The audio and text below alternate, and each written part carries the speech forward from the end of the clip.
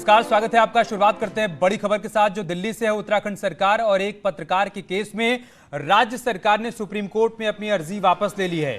तत्कालीन सीएम त्रिवेंद्र रावत के समय पत्रकार पर राजद्रोह का केस लगाया गया था, जिसे नैनीताल हाईकोर्ट ने खारिज कर दिया था और उसके बाद राज्य सरकार हाईकोर्ट के फैसले के खिलाफ सुप्रीम कोर्ट पहुंच गई थी।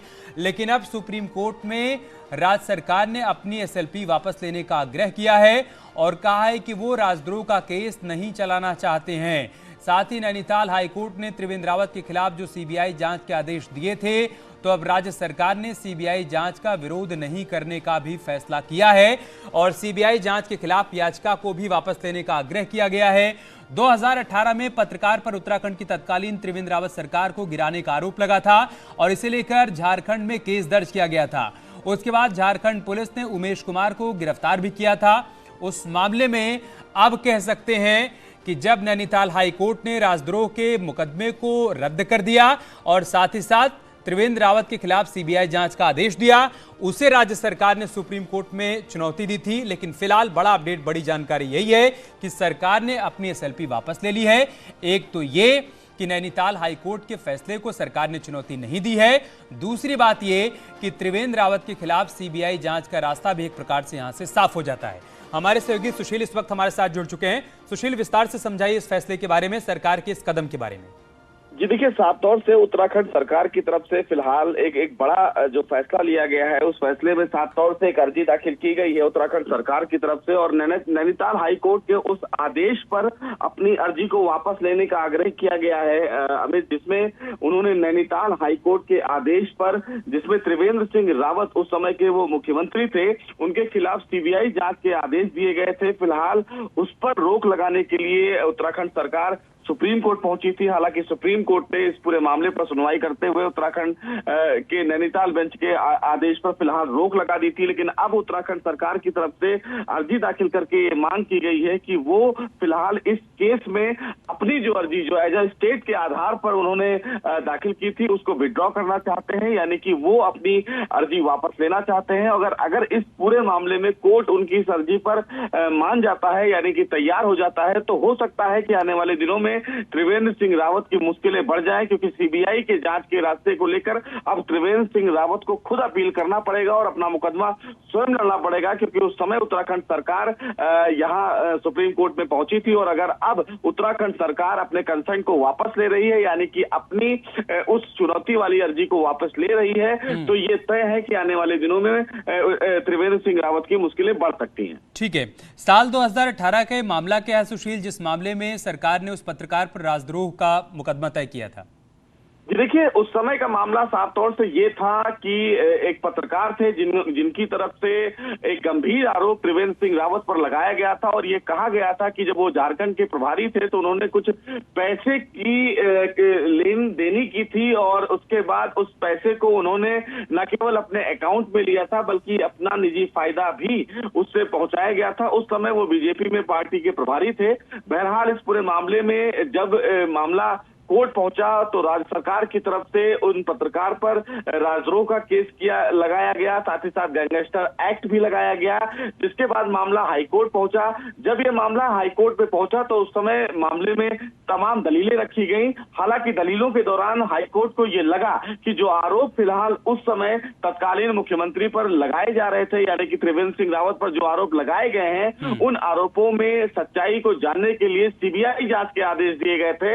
हालांकि सीबीआई जांच के इस आदेश को फिलहाल उस समय के मुख्यमंत्री त्रिवेंद्र सिंह रावत ने सुप्रीम कोर्ट में आनन फानन में चुनौती दी। हालांकि सुप्रीम कोर्ट से त्रिवेंद्र सिंह रावत को एक बड़ी राहत मिली।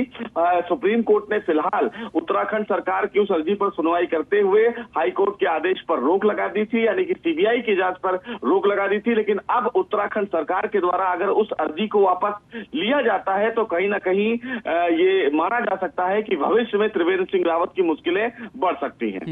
अब अगर आगे सीबीआई जांच होती है तो जांच के बिंदु क्या क्या होंगे, किन किन मुद्दों पर जांच होगी? जी देखिए, अगर इस पूरे मामले में अगर भविष्य में सीबीआई के मामले की जांच होती है तो निश्चित रूप से जो आरोप लगाए गए थे त्रिवेंद्र सिंह रावत के ऊपर, उन तमाम आरोपों की जांच की जाएगी। यानी कि जो कथित पत्रकार ने जो आरोप लगाए हैं और ये बताए हैं कि उस समय उन्होंने अपने निजी स्वार्थ के लिए पैसे का लेन देन किया है, तो उन आरोपों में कितनी सच्चाई है। हो सकता है सीबीआई इस दिशा में आगे बढ़े और पूछताछ की प्रक्रिया में भी जो फिलहाल पत्रकार के द्वारा आरोप लगाए गए हैं उन आरोपों की जांच के लिए फिलहाल झारखंड तक की भी जांच जाए। लेकिन अब चूंकि इस पूरे मामले में उत्तराखंड सरकार के द्वारा एक बड़ा कदम उठाया गया है और सुप्रीम कोर्ट से आग्रह किया गया है कि अपने उस एसएलपी को वो वापस लेना चाहते हैं, तो अब आने वाले दिनों में जब इस पूरे मामले में सुप्रीम कोर्ट में सुनवाई होगी तो देखना बेहद अहम होगा कि उत्तराखंड सरकार की तरफ से दलीलें क्या रखी जाती हैं। लेकिन कहीं ना कहीं सीबीआई की जांच की तलवार अब भविष्य में त्रिवेंद्र सिंह रावत पर जरूर लटक सकती है और ऐसे में त्रिवेंद्र सिंह रावत को जो आरोप लगाए गए हैं उनके ऊपर उनकी सत्यता को बताना होगा और इस सत्यता को लेकर जो आरोप लगे हैं पत्रकार के द्वारा, उन आरोपों में सच्चाई कितनी है इसकी जानकारी त्रिवेंद्र सिंह रावत को देनी होगी। ठीक है, एक और बात बताइए सुशील के एसएलपी वापस लेने के सरकार के फैसले के पीछे संभावित कारण क्या क्या रहे होंगे?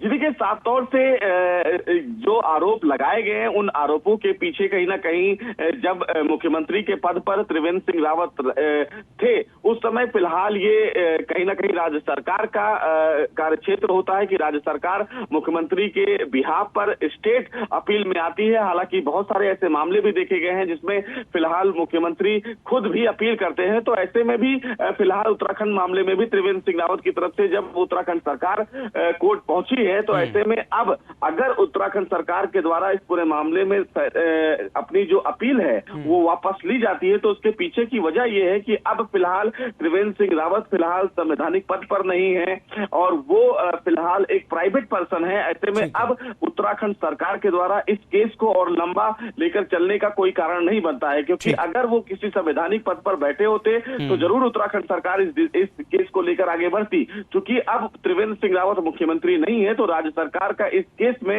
कोई औचित्य नहीं बनता है कि वो उसकी मुखालफत फिलहाल सुप्रीम कोर्ट में करें।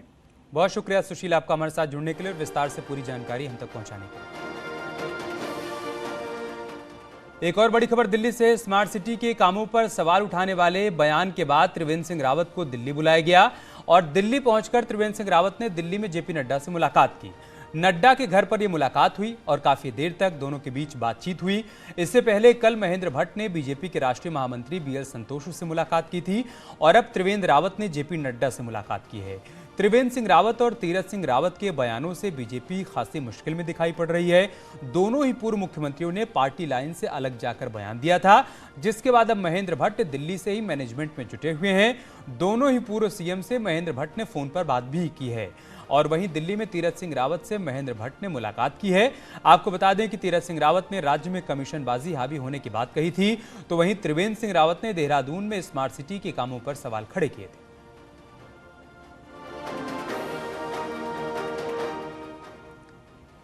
पूर्व सीएम तीरथ सिंह रावत और पूर्व सीएम त्रिवेंद्र सिंह रावत के बयान से बीजेपी में हलचल है। बीजेपी के प्रदेश अध्यक्ष महेंद्र भट्ट ने राष्ट्रीय नेतृत्व से मुलाकात की। पहले राष्ट्रीय महामंत्री बीएल संतोष से मुलाकात की और उसके बाद प्रभारी दुष्यंत गौतम से भी मुलाकात की। इस दौरान दोनों पूर्व सीएम के बयान को लेकर चर्चा हुई। महेंद्र भट्ट का कहना है कि इस मामले पर दोनों ही नेताओं से बात की जाएगी।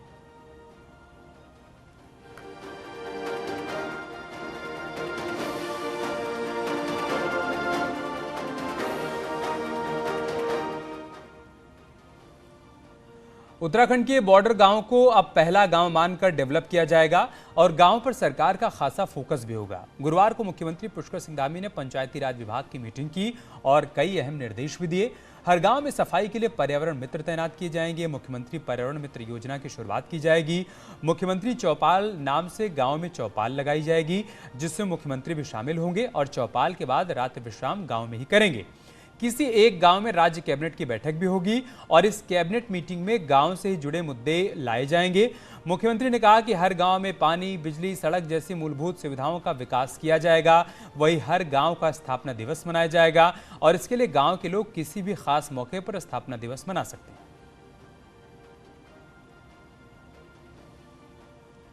जो हमारे सीमांत गांव हैं, उन सभी गांवों को प्रथम गांव की संज्ञा देकर उनको आगे बढ़ाने का काम होगा।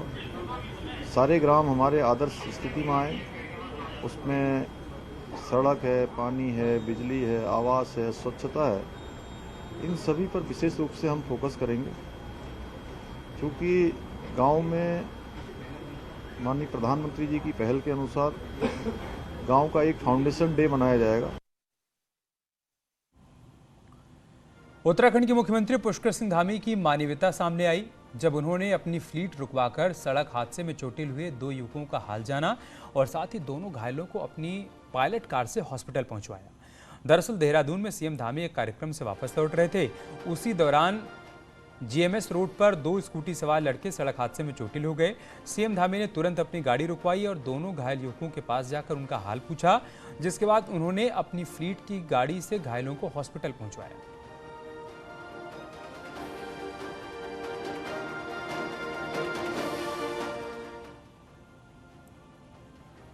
पहाड़ की विधानसभाओं के लिए अलग बजट का प्रावधान करने और पहाड़ के विधायकों की विधायक निधि बढ़ाने की मांग पर नियोजन विभाग विचार करने के लिए तैयार है, लेकिन मैदानी क्षेत्र के विधायक एक राज्य में 2 प्रावधान पर सहमत नहीं है। उत्तराखंड में 13 में से 9 जिले पूरी तरह पहाड़ी हैं, जिनमें करीब विधानसभा की आधी सीटें हैं। अब मुश्किल हालात के चलते इन विधानसभाओं के विधायक यहाँ के लिए अलग बजट के प्रावधान की मांग कर रहे हैं। नियोजन विभाग का भी कहना है कि उसे संबंध में अभी कोई प्रस्ताव नहीं मिला है, लेकिन अगर विधायक प्रस्ताव भेजते हैं तो उस पर विचार किया जाएगा। जो भी नियोजन हो रहा है उसमें जो कॉन्स्टेंसी की टोपोग्राफी है, उसकी जो भौगोलिक परिस्थिति है, उसको देखते हुए नियोजन में उनको प्राथमिकता देने की आवश्यकता है। मैं पहले उनसे फर्स्ट हैंड नॉलेज ले लूंगा कि एग्जैक्टली क्या चाह रहे हैं, फिर सरकार में उचित स्तर पर विचार विमर्श करते हुए उचित निर्णय लिया जाएगा। मैदान की विधानसभा से आने वाले कुछ विधायक इस कॉन्सेप्ट का ही विरोध कर रहे हैं। उनका कहना है कि समस्याएं मैदान की विधानसभाओं में भी कुछ कम नहीं है। इस बहाने एक राज्य में 2 नियम नहीं हो सकते।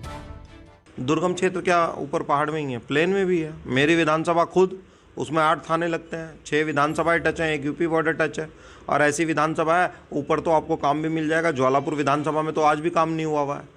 तो ऐसी चीज़ें नहीं होनी चाहिए। और ये कहाँ से ये चीज़ें चलने लगी हैं कि दो संविधान प्रदेश में चलेंगे क्या, कि अलग वहाँ का अलग और यहाँ का अलग। भाई, पहाड़ी क्षेत्र के विधायकों का तर्क है कि क्षेत्रफल ज्यादा होने के साथ ही पहाड़ में कॉस्ट ऑफ कंस्ट्रक्शन भी ज्यादा आती है और साथ ही साथ बॉर्डर के कई इलाकों में ज्यादातर समय बर्फबारी के कारण विकास कार्यों के लिए समय सीमित मिल पाता है। लिहाजा पहाड़ को वेटेज मिले तो गलत क्या है। हरिद्वार से पुलकित शुक्ला के साथ देहरादून से सुनील नव प्रभात की रिपोर्ट।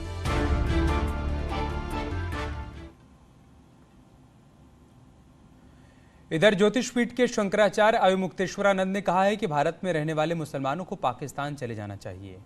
जब हिंदू और मुसलमानों का बंटवारा हुआ था तो उन्हें अलग देश पाकिस्तान उन्होंने मांगा था।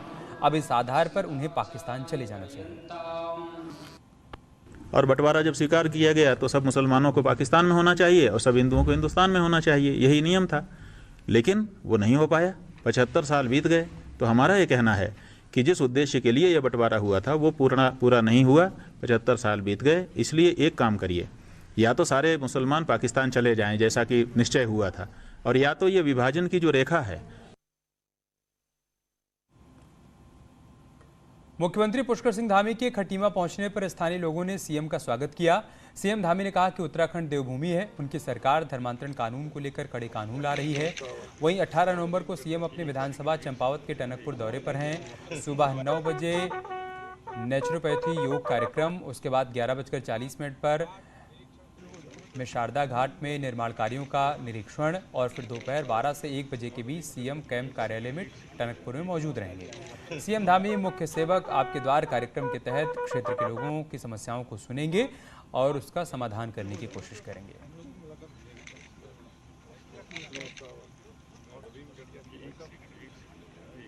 देवभूमि है और देवभूमि के अंदर मतांतरण, धर्मांतरण पूरी तरह से इस पर प्रतिबंध होना चाहिए, और इसलिए हमारी सरकार ने निर्णय लिया है कि इस पर हम सख्त कानून बनाएंगे और कठोर से कठोर सजा का प्रावधान भी करेंगे।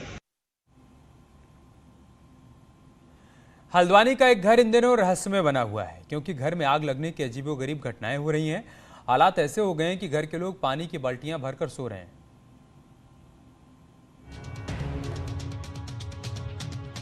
हल्द्वानी में नगर निगम ऑफिस के करीब रहने वाला पांडे परिवार इन दिनों एक अजीब सी दहशत में जी रहा है।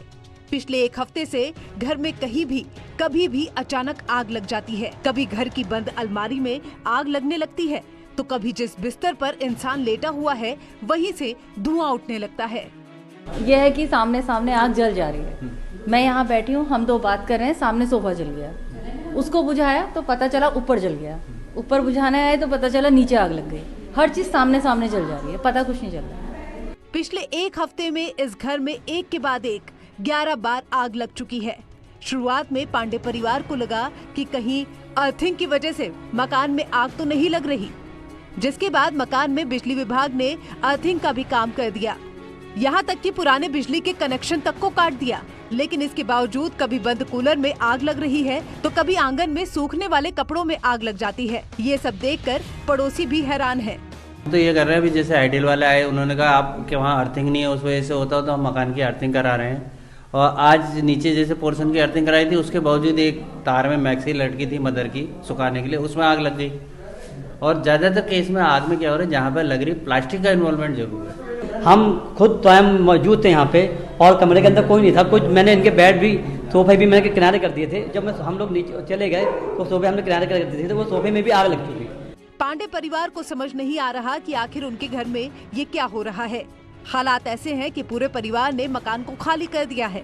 घर के बुजुर्गों और बच्चों को पड़ोस में किराए का मकान लेकर रहना पड़ रहा है। लेकिन इन सब के बीच लोगों को इस रहस्यमयी आग की वजह समझ नहीं आ रही।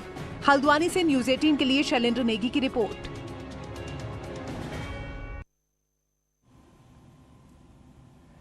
हेमकुंड साहिब के कपाट बंद हुए 1 महीने से ज्यादा का समय हो चुका है। हेमकुंड साहिब में इन दिनों भारी बर्फबारी हो रही है। लगभग 1 से 2 फीट तक हेमकुंड साहिब में बर्फबारी हो चुकी है। गुरुद्वारा कमेटी बर्फबारी के बाद हेमकुंड साहिब में निरीक्षण के लिए पहुंची। टीम ने बताया कि चारों तरफ बर्फ ही बर्फ बिछी हुई है। पवित्र गुरुद्वारा भी बर्फ से ढका हुआ है।